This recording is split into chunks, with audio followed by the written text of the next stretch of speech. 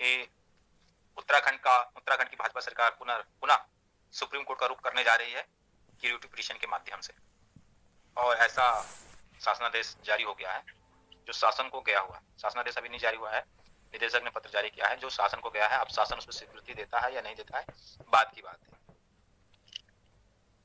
इस पर curative petition पे लाइव आने से पहले हम लोग विस्तृत चर्चा की आपस में। आदर्श जी को जिम्मेदारी दी थी कि वो इसको जरा डीपली देखें कि क्यूरेटिव पिटीशन का इतिहास क्या रहा है। तो इस पर आदर्श जी ने जो भी रिसर्च किया है वो आपके बीच में रखेंगे।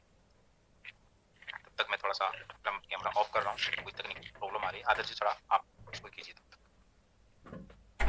ठीक है, नमस्कार। और एक लेटर वायरल हो रहा है उत्तराखंड की तरफ से, जिसकी सत्यता की पुष्टि हम नहीं करते, बट उसमें यही लिखा हुआ है कि इस जो सुप्रीम कोर्ट ने क्लेरिफिकेशन दिया है रिव्यू पिटीशन के अंतर्गत, इसमें हमको कुछ राहत मिल सकती है if हम क्यूरेटिव पिटीशन फाइल करें तो। बट इसकी सत्यता की पुष्टि मैं नहीं करता और ना ही मेरी टीम करती है। लेकिन अगर ये बात क्यूरेटिव पिटीशन की उठ रही है तो क्या हम लोगों को भी जान लेना चाहिए कि क्या होता है, कैसे फाइल किया जाता है, कौन फाइल कर सकता है, क्या रिजल्ट आने की संभावना रहते हैं, कब ये आया, बहुत सारे क्वेश्चन है। अभी तक मैंने जब से ये बात आई उसकी रिसर्च में मैंने सिर्फ 3 मैटर देखे हैं।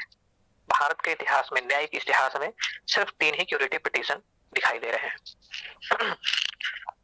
इन 3 क्यूरेटिव पिटीशंस में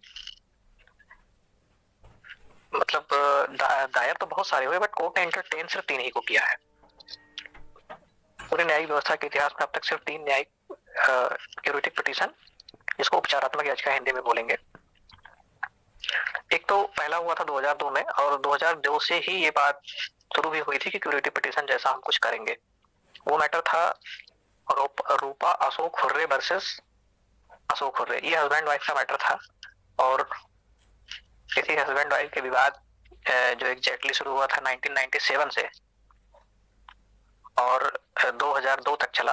शायद मैं स्टार्टिंग डेट में थोड़ा सोच कंफ्यूज हूँ, ईयर में शायद 1995 है शायद, ये कुछ और आ गया। ये 2002 तक मैटर चला, और इस 2002 में क्यूरेटिव पिटीशन में इनका मैटर डिसाइड हुआ। रिव्यू पिटीशन रूपा हुर्रे का डिसमिस हो गया था। और रिव्यू क्यूरेटिव पिटीशन की जो कंडीशंस है बड़ी टफ होती हैं, और जिसको समय समय पे जो है सुप्रीम कोर्ट एक्सप्लेन भी करता है कि क्यूरेटिव पिटीशन हम कब एक्सेप्ट करते हैं, क्या उसके टर्म कंडीशन होंगी, क्या शर्तें होंगी।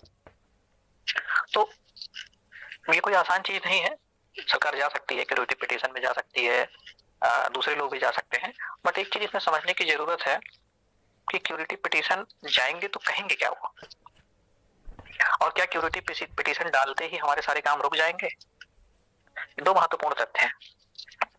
तो दूसरे वाले पे चर्चा मैं पहले करूंगा कि क्या क्यूरेटिव पिटीशन दायर होते ही सारी चीजें रुक जाएंगी जो रिव्यू के बाद शुरू हुई हैं। तो ऐसा बिल्कुल नहीं है। क्यूरेटिव पिटीशन हो या रिव्यू पिटीशन हो, इन दोनों में जब तक कि नोटिस इशू नहीं हो जाता रिस्पोंडेंट को या जो भी इसमें पार्टी है उनको, तब तक ये लीगली वैलिडेट नहीं माना जाता।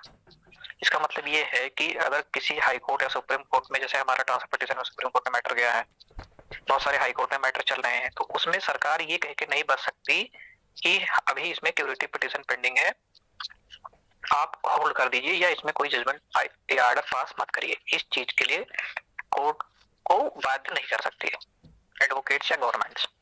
तो पहली बात हो गई। ये दूसरी बात हुई। अब पहली बात ये है कि क्या क्यूरेटिव पिटीशन जो होती हैं